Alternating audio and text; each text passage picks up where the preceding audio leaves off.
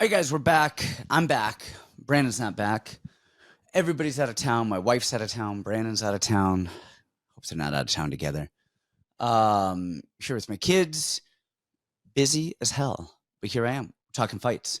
It's one of the few points of my life where I can just relax and just know that everything's going to be all right. Whether I'm right or wrong on picks, man, the amount of stress I have in the rest of my life is ridiculous. So this is easy. This is the fun stuff. This week we're in Kansas City. The UFC is. I will be in Kansas City as well. Our boy Haley Alatong is fighting. He's fighting Damone Blackshear. Who is Haley supposed to fight? He's supposed to. They offered him Jonathan Martinez, I think, and they offered him somebody else. I don't know. There's a few opponents. We cycled through. Damone Blackshear, ended up taking the fight, and here we are. Damone's tough. He's always tough. Always fun to watch. He's not going to get a twister on our boy. Other than that, man, Haley is one of the best guys in the gym. One of the nicest guys in the gym. Always love having him. So going out to KC, and yeah, let's talk some fights now. I don't think there's anything else to update. What else is there to update? Brandon's in Costa Rica. My wife is in California. I think Kelvin already didn't fight. I think we talked about that. He's fighting coming up. Tracy Cortez is booked. Kelvin is booked. Korean Tiger's fighting in a couple of weeks. He is fighting Gavin Tucker. That's up in Canada. I don't know where, though. I don't even know what city it's in. So we'll be up there.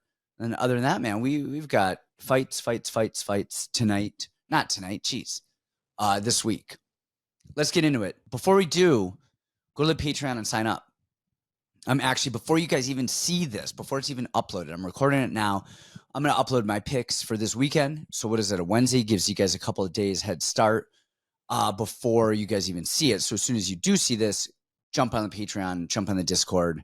You'll see the picks. I know Brandon said, I talked to him earlier today. He was working on some BKFC stuff. So always a hit there.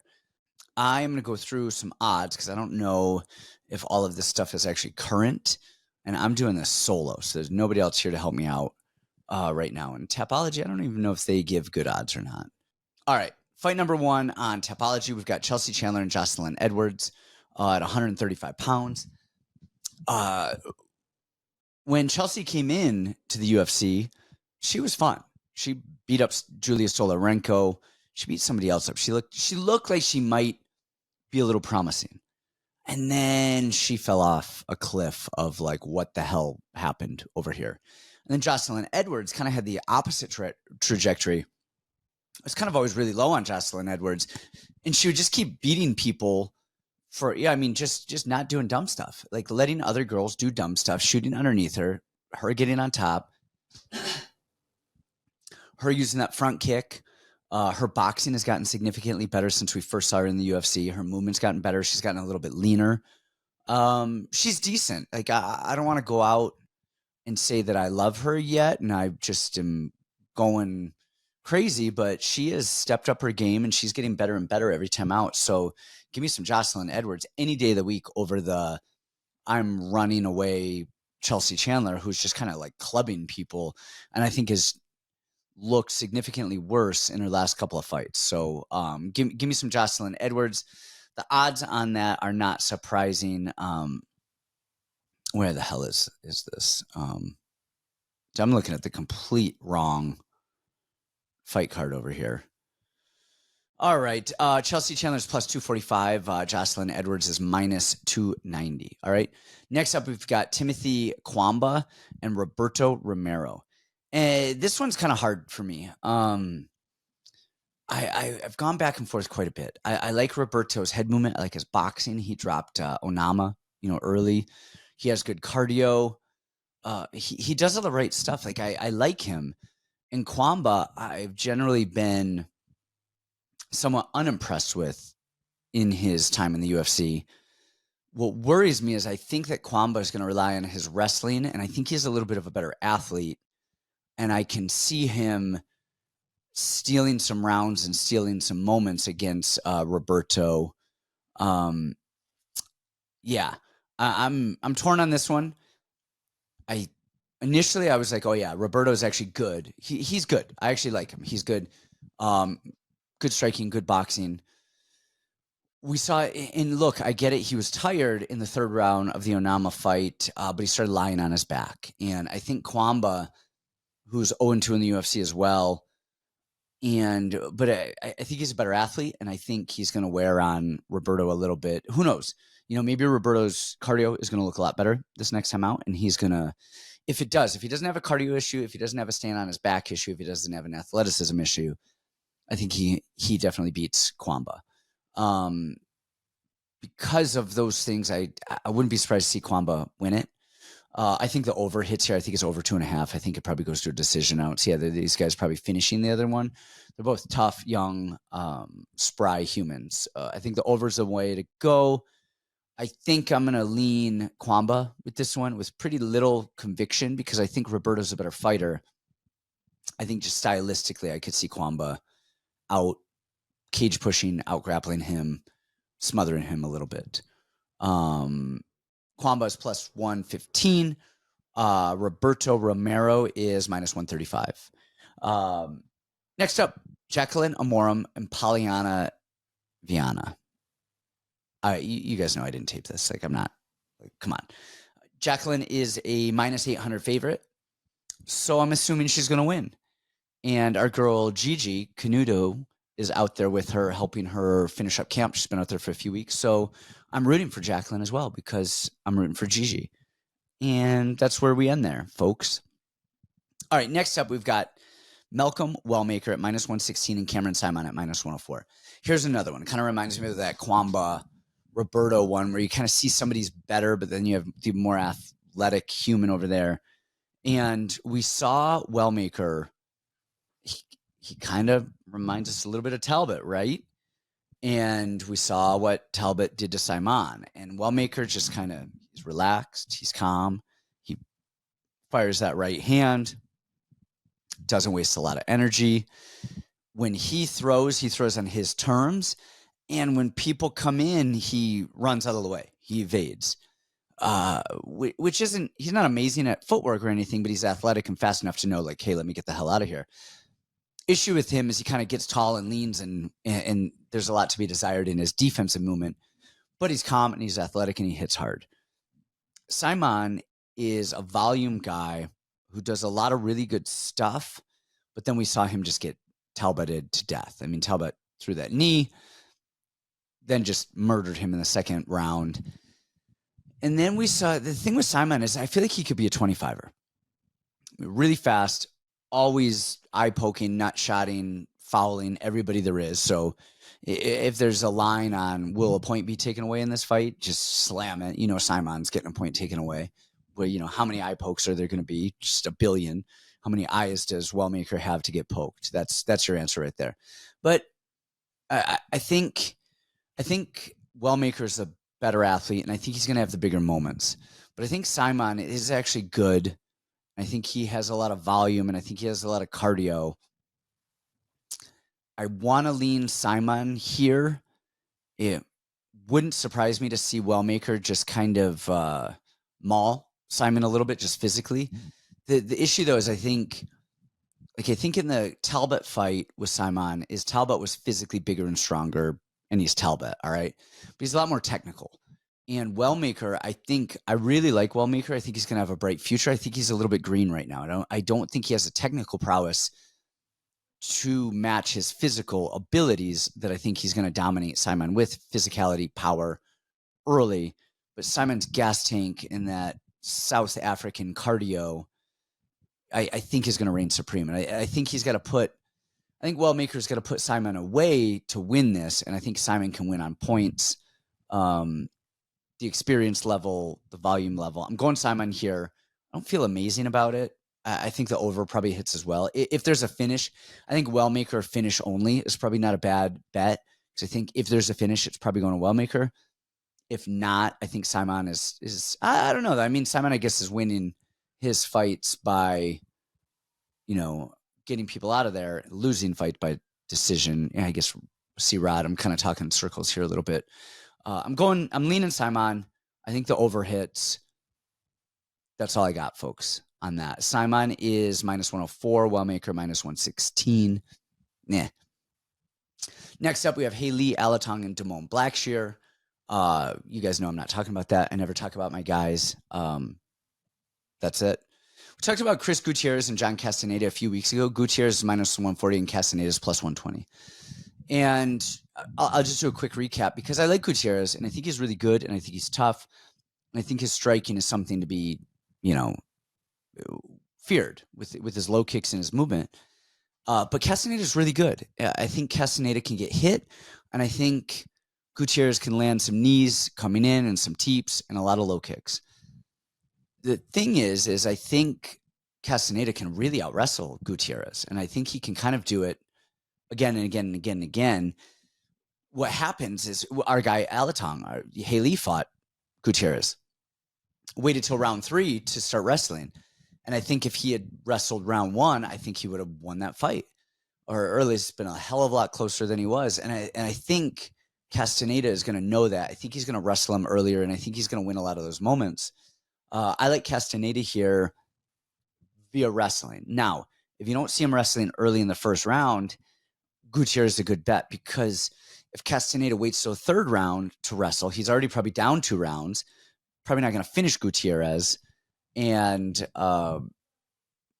Gutierrez probably wins a decision. But Castañeda via wrestling early, the overhits, these guys are both pretty durable. Castañeda's been finished, all right? We know that. But Gutierrez isn't. A lot of his fights are going the distance. He's death by a million cuts. Of course, he has some knees that can hurt. But I think his style and Castañeda's style, I think he's going to make for a 3-round, really good, really high-paced fight. And can Castañeda get a hold of him? I think he can. I think he will. And I think he definitely tries to, for the most part. Moving right along. We've got Evan Elder and Gage Young. And it's probably one of my picks of the night is Evan Elder over Gage Young. Elder's decent. He's not amazing, but he's got good cardio. He'll fight. We saw him in his last fight, short notice in Denver. And he looked good, man. He who was he fighting? Beast Mode. I forget who was fighting his name. Big black guy, throwing teeps and swinging and going, and big, powerful human. But Evan Elder held his own.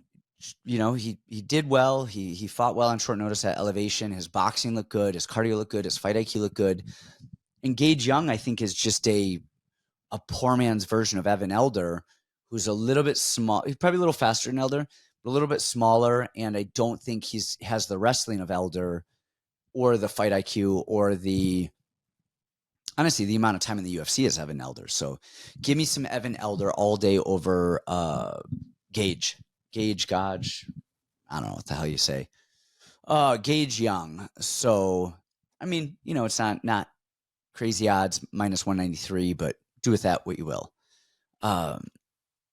Moving right along, people, we've got our boy Matt Schnell against Jimmy Flick. Oh, I hate breaking down Danger Schnell's fights. Because I love the guy. I think his striking's amazing. He actually has good jiu-jitsu. He is actually really good. He has been finished quite a bit with some knockouts. We've seen that. More worrisome is just the double tap off of the chokes. We saw him in his last fight against Durden, wearing some punches, landing, getting hit, landing some stuff, swinging back, a good scrap. And then he just goes right into the fire, neck first, just taking his gizzard and just hanging it. And we saw that with him. We saw that with Royval. He's got to watch that with Jimmy Flick, because that's Jimmy Flick's only really chance of winning. Flick's stand-up is horrible. And Flick, after round 1, doesn't really want to be in there fighting. And so I think round 1, he's scared to death, wants to go in there, shoot, try and finish people. I think he likes competing. I don't think he likes fighting. And when they're in the fire, Danger will throw. And Danger will throw combos, and he's fast, and he's an educated striker. His chin is not great, but he's going against Jimmy Flick.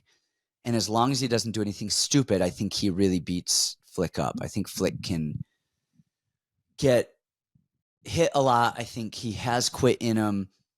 The only thing is if Danger just had a little bit better fight IQ, I'd say slam it. But he's shooting on Cody Durden where, he's just leaving his neck out there and double tapping. So do that with what you will. I like Schnell here. I think he wins. Love me some Schnell. Oh, on the other side, we have, and then moving along, we have Aliskerov and André Muniz. I didn't watch tape on this. I don't know why. I don't know what's going on. I missed this one, you guys. I like Muniz. I mean, I like his armbar. I like his weird armbar from the back. Aliskerov's a huge favorite, minus 550 to Muniz's plus 400. I don't know why I didn't tape it. I don't know why I didn't see it. I don't know if I skipped it, if it was unconscious. I just didn't care about it. But that's all you're getting on it. And here we go. We are moving along. It's just me. I hate hearing myself talk this much. You guys probably said this a million times. When I am coaching, I try to coach at a big macro level. I'm like, hey, you guys, everybody runs single legs, all right? I don't go through like, hey, here's a single leg, here's step 1, 2, 3, 4, 5, 6, 7, 8, 9, 10. I just, if there's 20 people in a class, whether it's a jiu-jitsu class or whether it's MMA, if I go over all 10 steps, well, beginners can only get to 2 or 3 steps. Advanced people only need 8, 9, and 10. People in the middle might just need step 6 to get to where they're at. And so I go through it. I tell everyone, hey, do throw 1, 2. Hey, find your takedown. Hey, do whatever. Big macro level movement. And then I go around individually and hey, you're trying to do this. Here, let's adjust. Because everybody needs different details. And I hate over explaining. I hate over talking. And when I find myself sometimes as I coach, I've got to explain stuff further to really, otherwise people are like, oh, I like to do this or that. And sometimes I have to kind of go over why we're doing something, why we don't want to do something, kind of an explanation of something we saw on fights that we're starting to see a trend of, whatever. And I start to talk too much and I start to panic because I'm like, oh my gosh, I'm losing these people. And that's how I feel the whole time I'm doing these solo podcasts is I'm just talking to myself the whole time. And am I losing you guys? Are you there? We're just, okay, just moving along. Let me see who's next. Randy Brown, Nicolas Dalby. Nicolas Dalby is, man, such a resurgence. He has that false sense of coming in and throwing and going. And I love it. He's gotten better and better. He looks like he has Parkinson's. He's just shaking the whole time, but he comes in and he touches and he just like throws. And you don't know if he's just touching the air and setting stuff up or just kind of moving in and out. And then he wings stuff. And there's a really good false rhythm and distance. And you see that really good in boxers, just in traditional boxing, is they're always swaying in and out. And am I here? Am I there? Am I here? Am I there? Am I throwing or am I going? And it's hard to catch a rhythm. And remember, an object in motion tends to stay in motion. But more importantly, when you don't move, all right, and you're just stationary, and then all of a sudden you move, that's a big movement because you're going from 0 to something. And that something, 0 to anything, is way bigger than moving and then disrupting the movement and going. It's why you could be sitting there and in your room and all of a sudden you see something out of the corner of your eye and it startles you. Anything moves. If there is no movement and anything moves, it's very alarming. Dalby does a really good job of disguising his movement with movement. That's what you want to do. He disguises movement with movement. His cardio is, oddly enough, it looked weird as shit, but it's getting better. He's fine. He does that weird breathing thing. He's decent. He really is decent.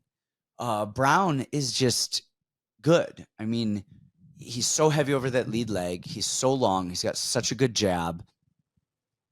That lead leg you think is going to get eaten up by calf kicks, and it does. But we haven't really seen it affect him so much to where it's an issue that he has to change it up or people are taking advantage of it. And when they do, he will switch southpaw and he moves away, and his jiu-jitsu is good enough. He does the right things. He makes the right reads. He doesn't gas. I mean, like what is not to like about the younger, taller, educated fighter? give me some Randy Brown. He's minus 250. Dalby is plus 210. I think I would not be surprised to see. If you're going to bet it, I would just bet Randy Brown.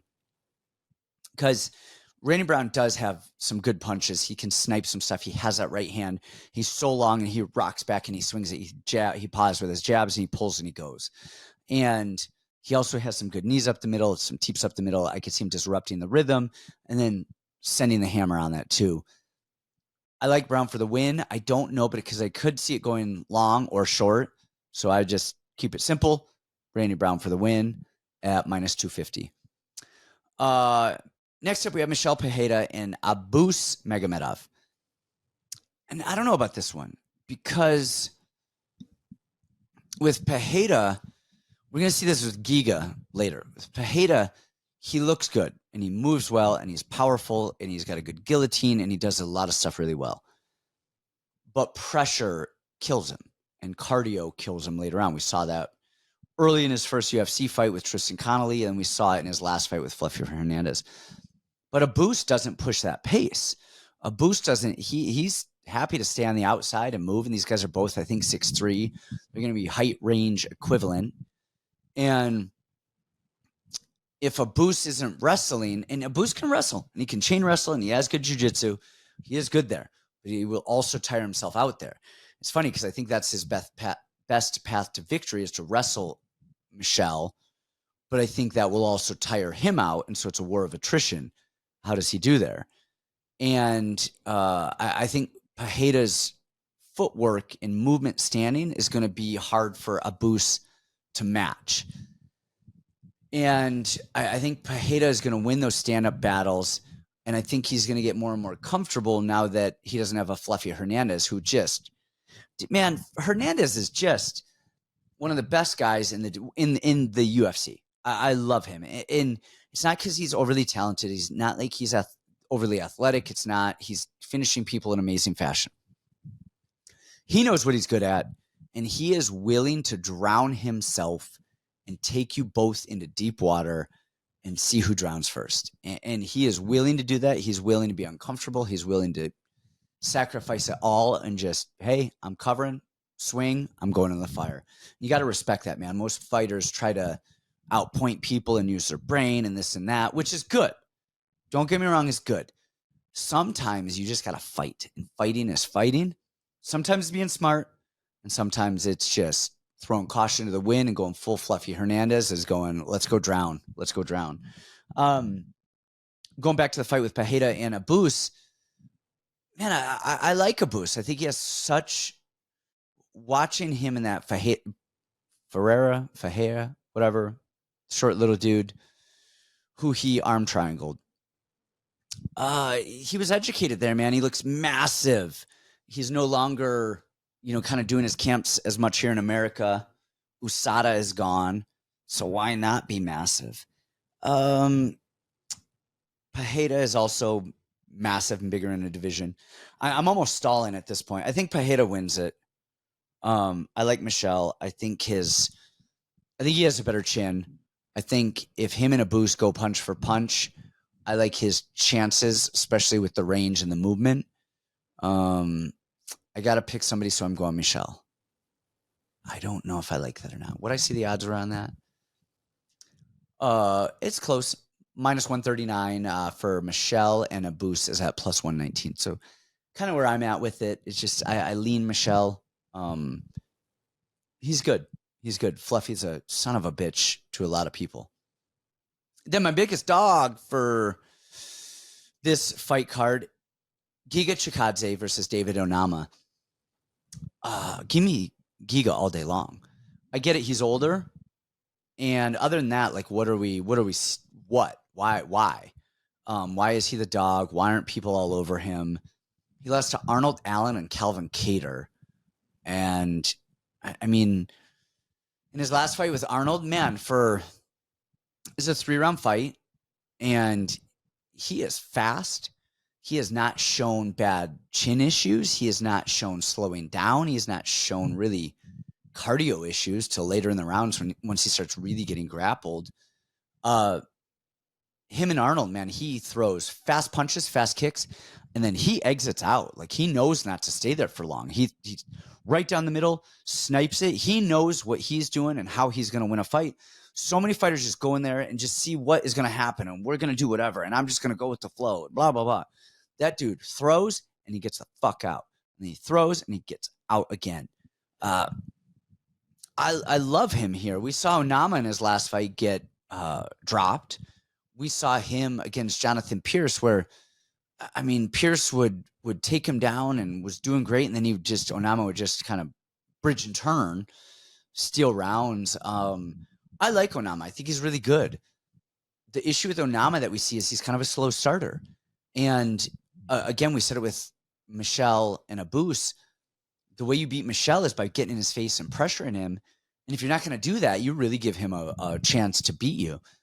Same with Giga. If you're not going to get into Giga's face and push the pace, go into the fire, and get tired with him, then I don't know that you're going to beat him. And I like Onama's technique. I like his athleticism. I think he's a decent grappler. I think he's smart and intelligent at his grappling. I think he knows what works for him. I don't think he's an amazing grappler, but I think he knows how to use his athletic ability to get the most out of his grappling, both wrestling and jiu-jitsu. His striking is good and decent. He gets hit a little bit too much, and he's kind of slow and he's kind of reactive, but he does brawl well. When shit goes down and he gets hit and there's a fight, that dude knows how to fight. He is throwing elbows and knees in the pocket. He's going. It's when he's on the outside trying to find his range and his rhythm and his touch and what he's going to do that I think Giga is just going to stick and move, stick and move, stick and move. So give me the fast-moving Giga all day long over Onama. And you never know with Father Time. I mean, he could always catch up, but I haven't seen anything that leads me to believe that he's here at the doorsteps. So plus 145 Giga. Anthony Smith, Mingyang Zhang. I don't know how you say that. I think it's probably Zhang. minus 425, and Anthony Smith plus 325. I wanted to find a way that Anthony Smith wins this because he's just a dog. He's tough. He's good. I don't know. He's good. He used to be good. But he's Anthony Smith, man. You got to love the guy. He's always there. And just lately, he's old. He's old, man. And he is not fighting how he used to. And he's not handling punches how he used to. If this was a few years ago, give me Anthony Smith all day. And I wouldn't be surprised to see Anthony Smith get a big upset here because I am not sold on Mingyang. I think he landed a beautiful three-piece in his last fight, and he knocked somebody out. And he's young and fast, and he's not 50 years old with 5,000 fights who's past his prime. This is a fight. If you're going to bet, I would, throw some money down on Anthony Smith. Nothing that you aren't afraid to lose, but Anthony Smith at plus money against a guy who has not really fought the best guys and has really taken a step up. Probably not the worst idea ever. I'm not saying it's a good idea. I'm just saying it's not the worst idea. I think Mingyang wins this. I think Anthony Smith is collecting paychecks at this point. I think people want to fight. I think when you're in those Anthony Smith shoes, you think you still have it. You believe you still have it, and you do well in moments in sparring. But fighting is different than sparring. It's different than training. You get out there, and then all of a sudden, like in sparring, you're relaxed. You're at 70%, 80%. So is your partner, and it works. All of a sudden, you're going against some really fast dude who's all adrenaline up, and he's just sniping you, and the crowd's there, and we tend to open ourselves up a little bit and do some dumb stuff, and we overreact. And I think Father Time is not at Giga's door, but I think he is. I think he's already dragged Anthony Smith out. Main event time brings us there. If you guys didn't hear it already, go to the Discord, go to the Patreon. I'll throw my picks up. And moving along to this main event, Ian Garry, Carlos Prates. Ian Garry is minus 131. Carlos Prates plus 111. And I think people are sleeping on Garry here. Like, what? Dude, I love Prates as much as the next guy. But he is, he beat Neil Magny. And we know Ian Garry beat Neil Magny too. And it's actually a boring fight kicking him and running and kicking and running. Look, we all love Prates. He smokes cigarettes and he knocks people out and he flying knees people, and we love him. My issue with Prates with Ian Garry is Ian Garry has become boring because he knows how to win fights. He knows he doesn't have the chin. He knows he doesn't have the power. So he is touching people and moving, and then shooting and grabbing and taking people down and controlling them because he knows how to do that. He's smart. He knows his strengths. He knows his weaknesses. And Prates will allow other people to dictate the fight. And people can easily close distance on him. You watch all of his UFC fights. When people want to grab him, they're able to grab him. When they want to close the distance, they can. And I think Ian Garry is tall and long and gangly and is going to move on the outside. And he makes really good reads. And then as Prates comes in for that kill, Gary's going to clinch, push him in the fence, hang on him, wear on him. Even if he doesn't end up tiring him out and kind of beating him in the 4th or 5th round, kind of taking him out, I think he's able to just score in a boring fight. And I think Ian Garry is the striking Bilal Muhammad from, past. And you don't really want to see him. It's kind of boring to watch, but I think he's probably going to win this fight. I think he's going to be pretty one-sided, boringly one-sided. Nothing exciting. I think the only exciting moments will be when Prates really swings or gets back up and, defends stuff. Because Prates' jiu-jitsu is good, but his I love what Prates does. He doesn't defend takedowns. He counter wrestles. People shoot on him. He doesn't sprawl, kick out, and try and regain standing. He's butt dragging, hipping in, grabbing the legs, chest wrapping people, counter grappling. So I love that about him. Gary's a great grappler.